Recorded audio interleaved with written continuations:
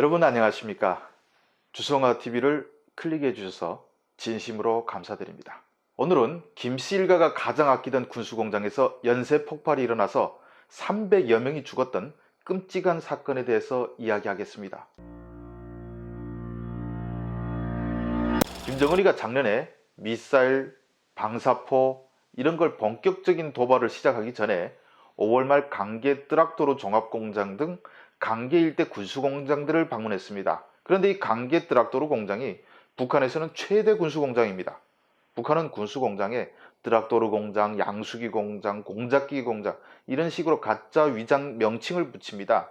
내부적으로는 숫자로 대우를 정하는데 강계 뜨락도로 공장은 26호 공장으로 불리웁니다.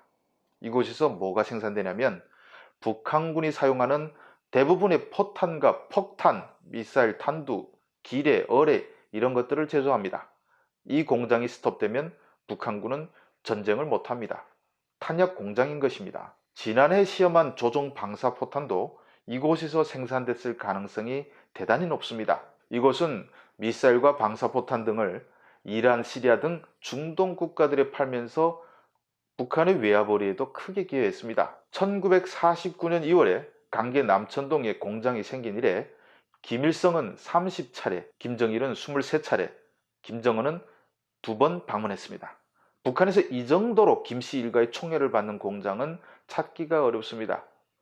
남쪽에는 잘 알려지지 않았지만 이 공장에는 끔찍한 비극의 역사가 있습니다.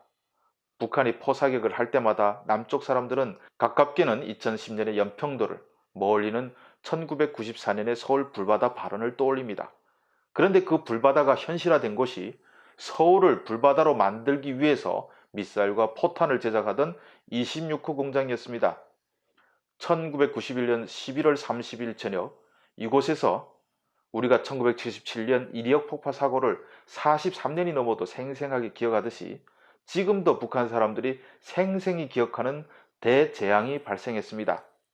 그날 밤 잠에 들었던 강계 사람들은 엄청난 폭발음과 유리창이 부서지는 소리에 일제히 눈을 떴습니다. 폭발은 한 번으로 끝나지 않고 밤새 이어졌습니다. 미사일과 포탄들이 밤하늘로 솟구쳤다가 땅으로 어지럽게 떨어졌습니다. 전쟁이 발발해서 폭격을 받는 것으로 착각한 주민들은 옷도 제대로 입지 못한 채 집을 뛰쳐나와서 줄행랑을 치기도 했습니다.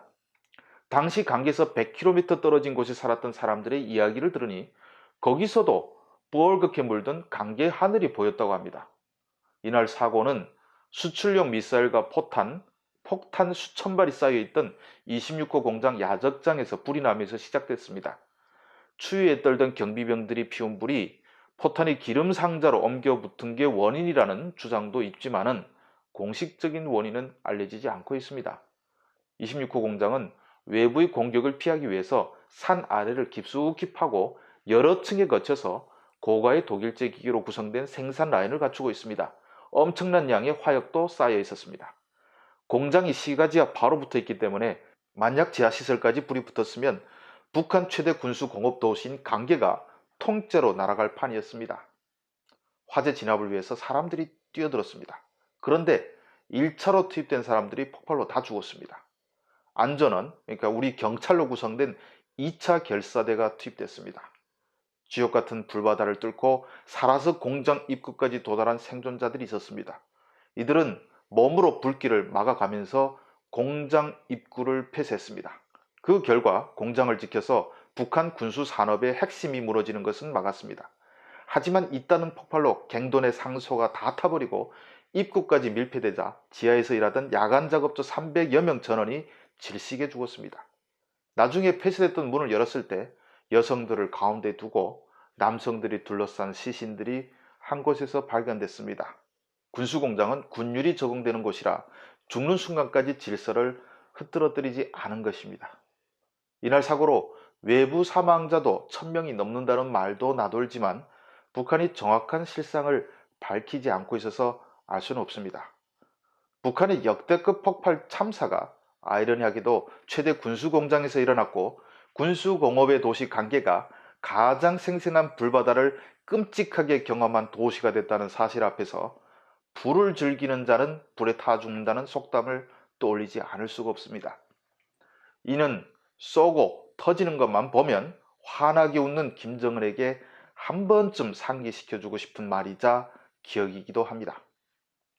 끝까지 시청해 주셔서 감사합니다.